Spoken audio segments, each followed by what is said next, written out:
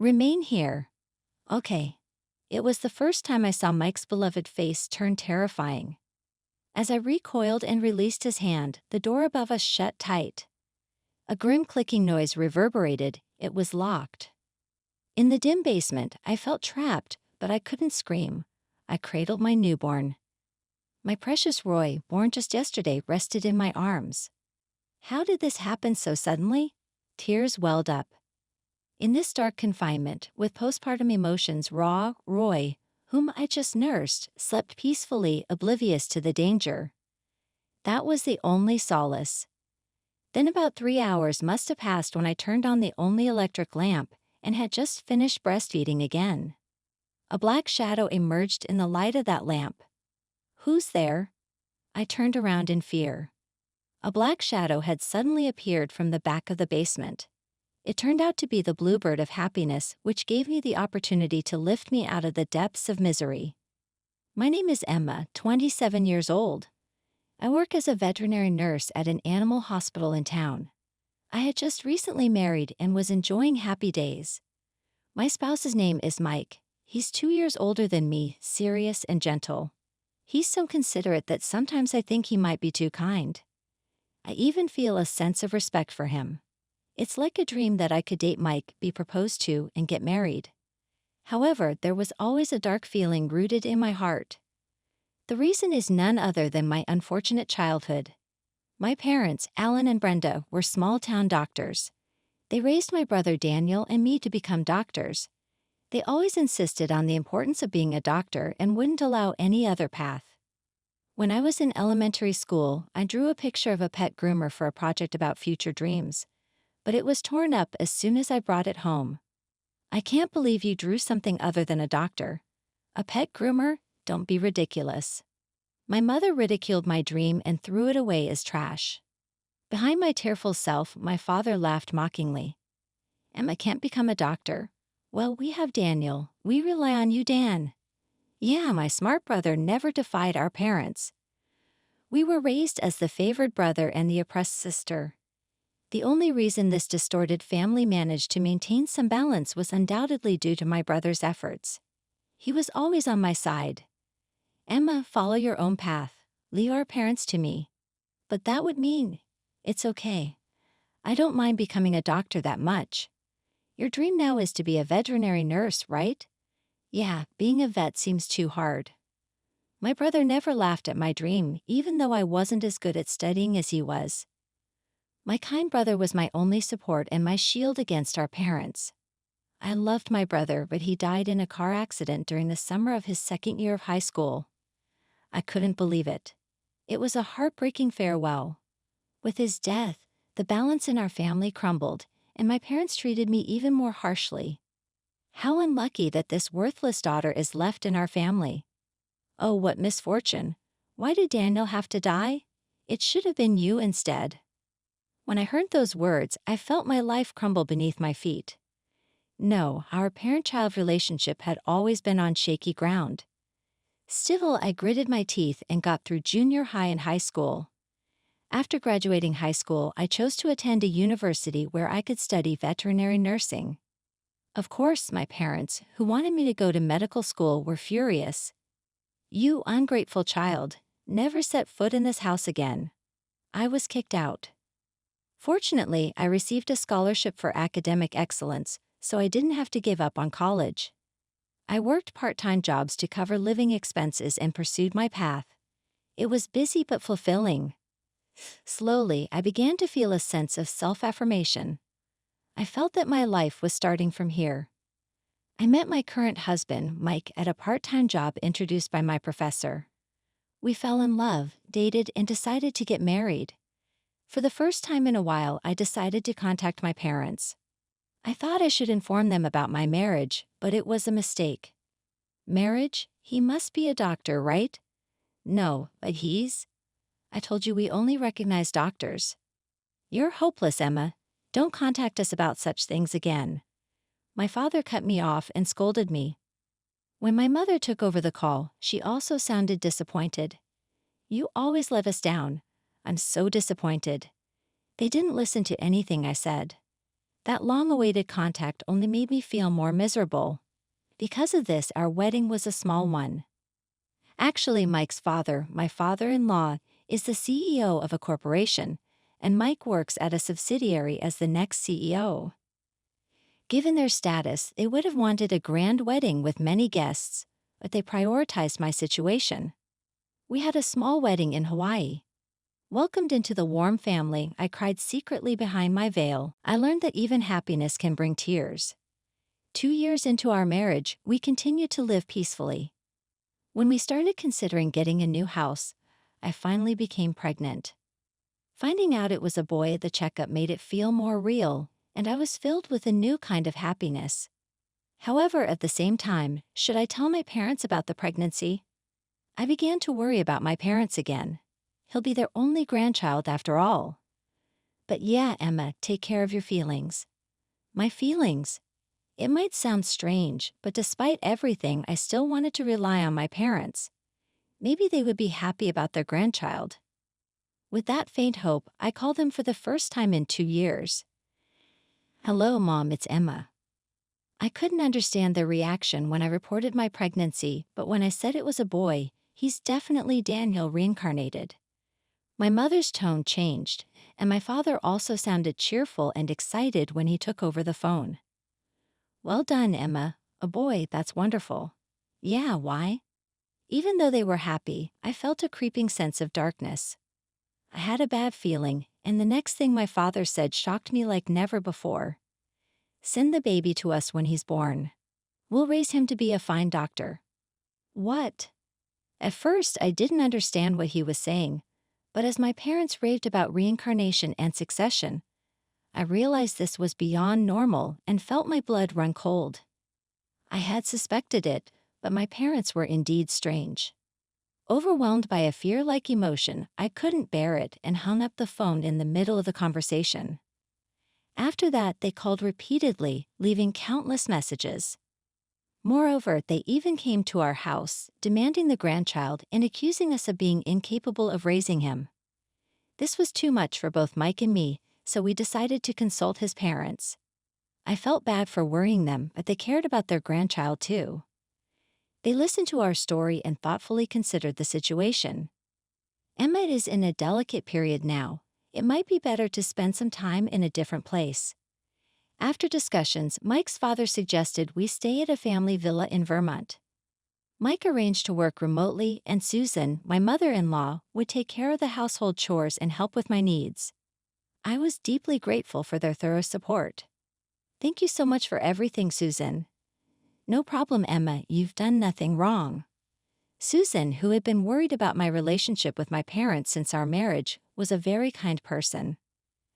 I thought Mike must have become so gentle because he was raised by her. During our isolation, I thought about childbirth. To avoid being found by my parents, I decided to have a home birth at the villa. Mike was surprised but supportive of my decision. I knew you were strong-willed, Emma, but I didn't expect this. All right, I'll support you too. I didn't know you thought that way, and I felt a bit embarrassed. Susan, who was listening, nodded seriously. I understand. I have a friend nearby who is a midwife. I'll ask if she can help. Oh, thank you so much. The midwife I was introduced to was a plump woman named Holly. She offered her full support for this unusual birth situation. I live nearby, so I can come anytime. Just leave it to me. Holly, with a reassuring chest thump, I couldn't thank her enough. What made me even happier was that when we moved to this villa, Mike brought a dog with him. He knew it was my dream to have a toy poodle, and he made it come true. I thought it might be a good distraction and also a future playmate for the baby. Thank you, oh, it's so cute. The black toy poodle quickly warmed up to us. I named it Tiltil from an old fairy tale I loved, The Bluebird, a strange adventure story about searching for happiness. I hoped that one day happiness would come to me too. In the quiet villa, I started preparing for the birth. I made sure to eat well and exercise properly for a safe delivery. The checkups went smoothly and the baby grew without any major problems. Holly said that the natural environment and stress-free life were beneficial. Preparations were made with Holly at the center for any emergency hospital transfers, and then labor began. The pain and suffering were overwhelming. Around dawn, I successfully gave birth to a boy. Holly placed the newborn baby on my chest and showed me his face. My adorable baby, warm and soft. Even though it was your first birth, it went smoothly. It was an easy delivery. Holly smiled warmly. Mike, who was there with me, cried tears of joy, and Susan, who was waiting, also cried and congratulated me. We had already decided on the baby's name, Roy. Everyone, thank you so much. No matter how much I thanked them, it would never be enough. Feeling an unprecedented sense of happiness with newborn Roy by my side, I fell into a deep sleep. But in the middle of the night, I woke up to the sound of someone rushing towards us. Mike and Susan, who were in another room, came in with worried expressions. Emma, your parents have found out where we are. What? How? I don't know, but they'll be here soon. We have to hide. Mike and Susan helped me, still unable to move well to my feet. They took me and Roy, who was moving slightly, to a basement connected to the hallway. This is a soundproof room for playing musical instruments. Sorry it's dark because there's no light bulb, but please wait here. The room was small size. It seemed to have been hastily prepared. There was a simple bed, a lamp, water, and food. Susan, who had gone to check outside, came back. They're almost here indeed. We heard a car stop outside. My parents had arrived. No, they're going to take my baby. It's okay, we won't let that happen. Mike hugged my panicking self and brought me to the basement. Stay here, all right. Mike's unusually stern face scared me, and I let go of his hand. The door was closed and locked. Why all of a sudden something like this? I couldn't believe I had to hide in a basement right after giving birth. I felt like crying, but Roy made a little noise, so I hurried to calm him down. That's right, I had to stay strong for him. I focused on comforting Roy to keep my emotions in check. About 3 hours later, after feeding Roy, I was staring at the still closed door. Above, a black shadow suddenly appeared in the light from the lamp. Who is it? He wasn't born to be a doctor. He was born to be loved by us, Mike said firmly with a resolute voice. He, usually gentle, was looking at my parents with an unusually stern expression. I didn't know he had such a strong side. But he's our grandchild. He's our grandchild too. This is our villa, please leave. Susan also supported us with a straight back. She stood as firmly as Mike. They must have been having these kinds of arguments for a long time. I swallowed hard. It was time to end this. I was a mother now. I stepped forward. Leave, Emma. Mike and Susan were surprised by my sudden appearance. I felt sorry for interrupting their protection, but I had to be the one to end this. I had to put an end to this myself. You kicked me out. I have cut ties with you. We don't need a useless daughter. Just give us the grandchild. We can raise him much better. My cold and arrogant father, my mother who only saw my brother. I brushed away my mother's outstretched hand and said in a trembling voice, I've always wanted to be loved by you. I thought you might love me someday, but I glared at them sharply. Having this baby made me realize I don't need you anymore. Roy woke up to my loud voice. I entrusted the crying Roy to Mike and Susan and revealed in anger I'd never shown my parents before. Get out. If you don't leave, I'll call the police. Police? How dare you talk to your parents like that? My father raised his hand. I closed my eyes, bracing for the impact, but Mike stood in front of me and stopped his arm.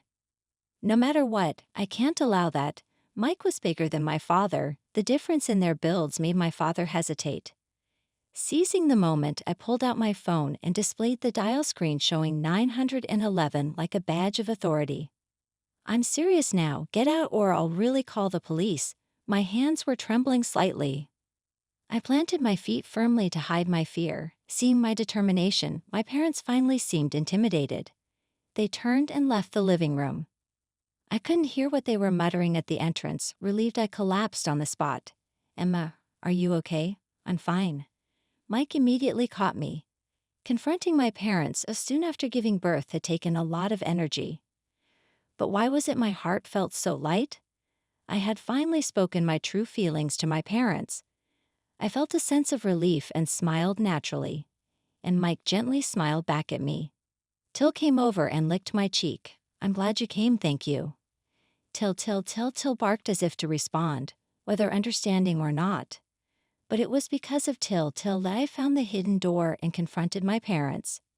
Till might be my bluebird of happiness. Feeling reassured, I fell asleep in Mike's arms.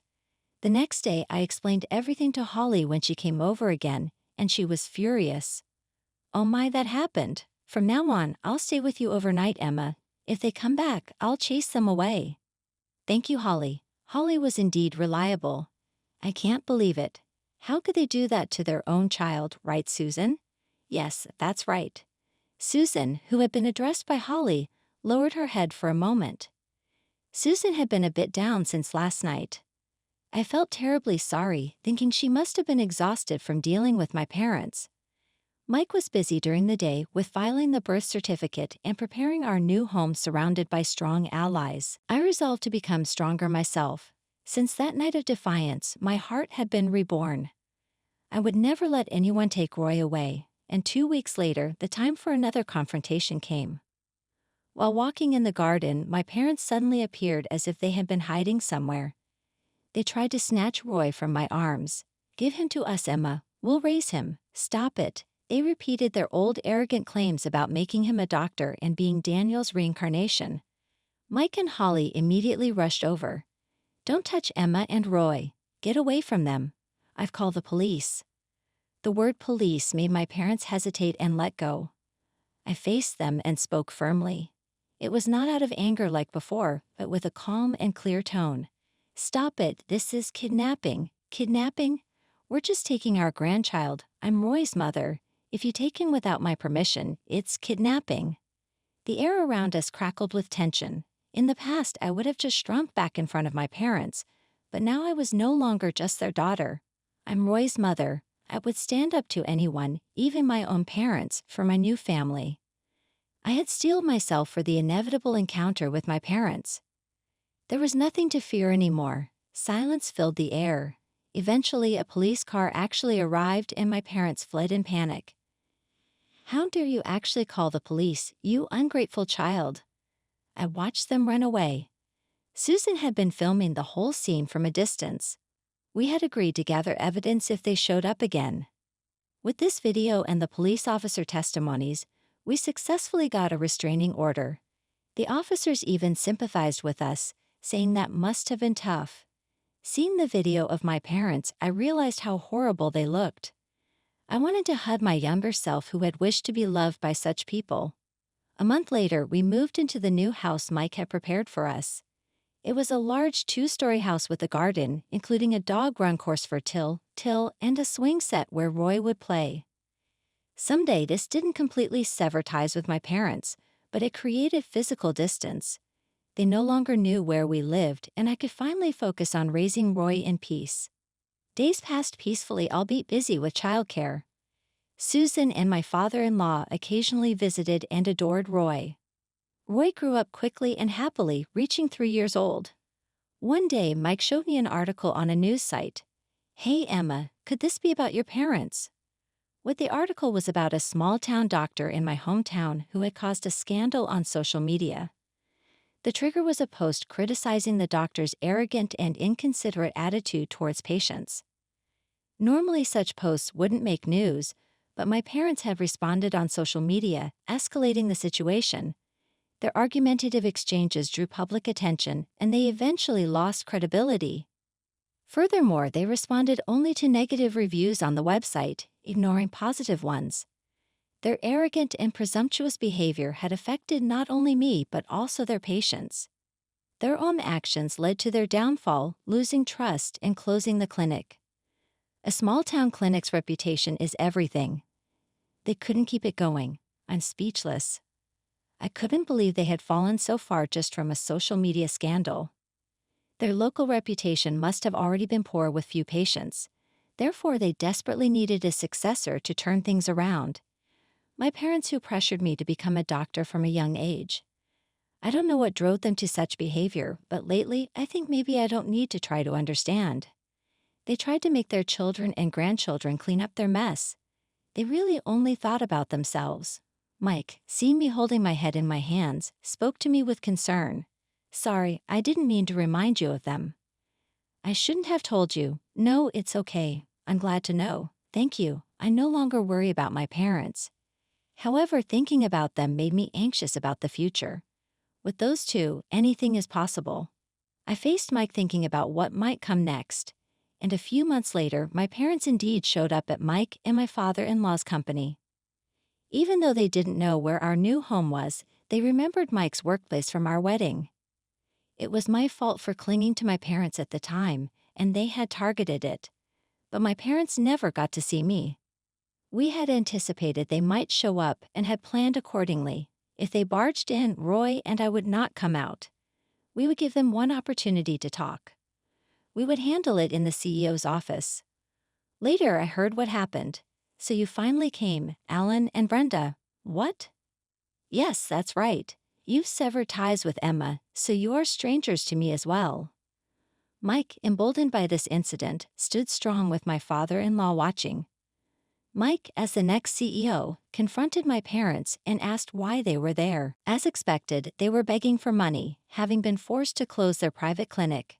And unable to find a hospital to hire them, my parents had come to ask for money to open a new clinic. Shameless doesn't even begin to describe them. We'll pay it back properly, that's right. Consider it a bond.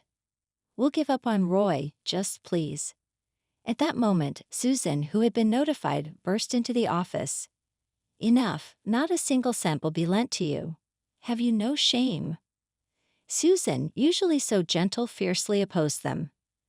Seeing my parents dumbfounded, she revealed her trump card. I have many acquaintances in the medical field, many of whom hold significant positions. What? Susan listed several names, each renowned in the medical community, making my parents' faces pale.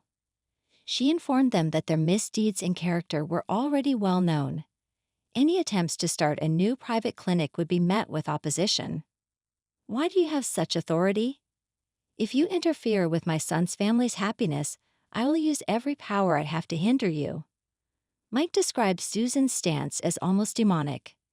My parents were driven out and added to the company's list of suspicious persons, barring them from ever entering again. Susan's connections in the medical field were not a bluff.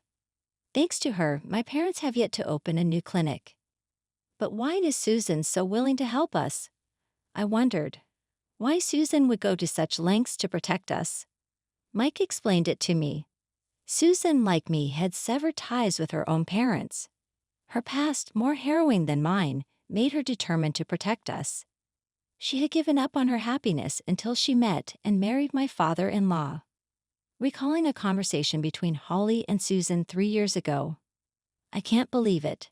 How could they do that to their own child, right, Susan? Yes, that's right. Susan's tired expression back then now made sense. She had been remembering her own past. Susan now works as an accountant with many doctors among her clients. She had the connections to deal with my parents. Holly, who helped during my childbirth, was also well known among midwives, and she had used her influence as well. Mom said she feels like she's saving her past self by protecting you, Emma. She said she's grateful to you too, really. Susan, thanks to many people protecting us, Roy and I are here now feeling this gratitude. I decided to thank Susan properly later.